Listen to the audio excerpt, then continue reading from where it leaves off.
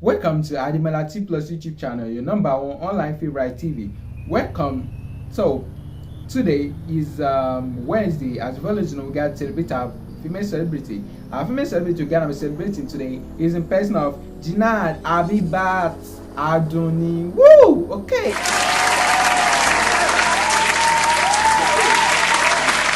Let's get straight to the point. All right.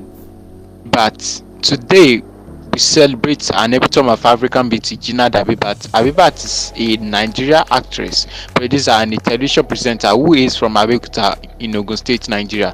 She was born on May 14. Habibat attended UD Okejeun, Abeokuta for elementary education and attended State High School in Arimosho, Lagos State for her secondary school education. She joined Hafiz Abiodun Group as a trainee in 2008 and graduated in 2010. Talking about her career as an actress, she had her first role in 2008 in the movie titled Alabarun, where she acted as one of the cast in court. She produced her first movie titled Omokomo in 2010. She is a single mother with a son. So, ladies and gentlemen, with all the love the arts can give us, join us with a loud ovation and as we celebrate our Randiat actress, Jinad Habibat. Woo! Okay.